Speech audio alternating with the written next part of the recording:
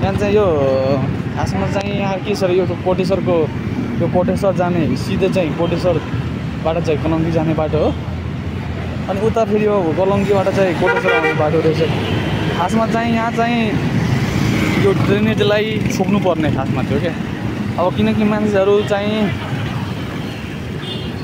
आवत जावत गर्छ, कसैलाई चाहिँ फुटपाथ खासमा हुनुपर्ने रहेछ। तर चाहिँ यहाँ फुटपाथ यसो हेर्न सक्नुहुन्छ तपाईँहरू है, तपाईँहरू हेर्न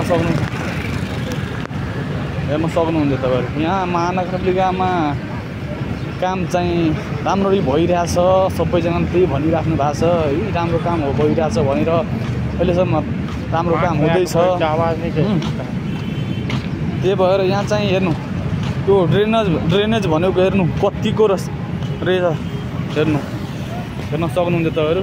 यसलाई उतादेखि यतासम्म चाहिँ उ गरेको भए, माथिबाट ढक्कन छोपिदिएको भए कङ्क्रिटको, अनि मान्छेले हिँड्न पनि मिल्थ्यो नि त।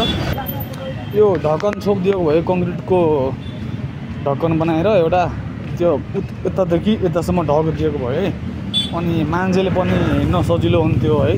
अनि गाडीहरू पनि अब नाइटहरू यस्तै कारहरूलाई पार्क गर्न पनि के हुन्थ्यो भने सहज हुन्थ्यो नि त, यतासम्म पनि मिल्थ्यो नि त, उतासम्म पनि मिल्थ्यो।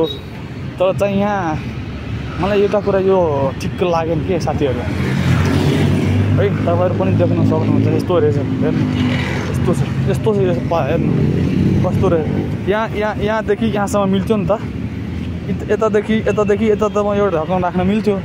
तर यो महानगरपालिकाले अब के गरेछ, किन यस्तो राखेछ, यो चाहिँ मलाई ठिक लागेन हो साथीहरू।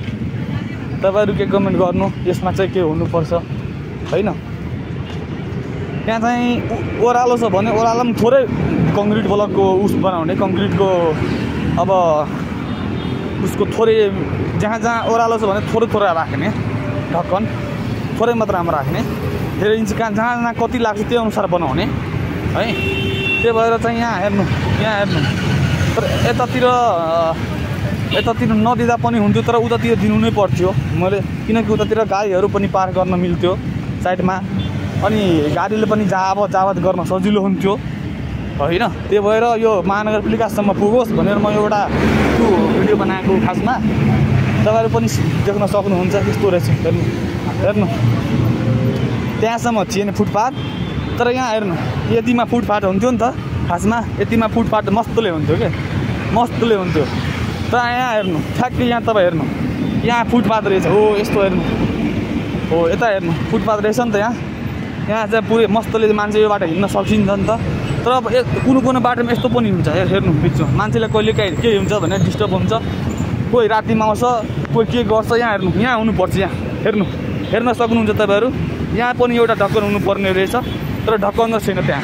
कि महानगरपालिकाले कतिको म धेरै ठाउँमा मैले यस्तो हेरेको छु। महानगरपालिकाले राम्रो काम गरिराख्नु भएको छ, गर्दै हुनुहुन्छ उहाँहरू है। म भनेको अब कसैको म विरोधमा उतिर्ने बेला छैन, तर म कसैको, तर एउटा के हुन्छ भने म यो व्यक्तिगत तर्फबाट म यो राम्रो हुनुपर्छ भनेको मात्र मैले यो भिडियो बनाएको। मलाई नराम्रो, मैले नै धेरै दिन प्रायः यही बाटो हिँड्ने गर्छु नि त। त्यही भएर मलाई नै कति दिन मलाई यो अप्ठ्यारो लागोस् भनेर म एउटा भिडियो बनाएको। हेर्दै जानुहोस् तपाईँहरू। ल यतिसम्म मात्र भिडियो बनाउँछु, अरू अन्त ठिकै छ, हेर्नु सक्नुहुन्छ। यो चाहिँ हामी अब बालकुमारीको पुलनिर आइसक्नु भएको, हामीहरू आइसकेको छौँ होइन। अब बालकुमारीको पुल हामी पुग्न आँटेको छु, तपाईँहरू पनि देख्न सक्नुहुन्छ। यहाँ हेर्नु ल यति भन्दै हामी भिडियो अन्त गर्दैछु। हस् धन्यवाद। तपाईँहरूले के लाग्छ यो भिडियो यसो देखेर कमेन्ट गर्नु, लाइक गर्नु, सब्सक्राइब गर्नु, च्यानललाई फलो पनि गर्नु है। धन्यवाद।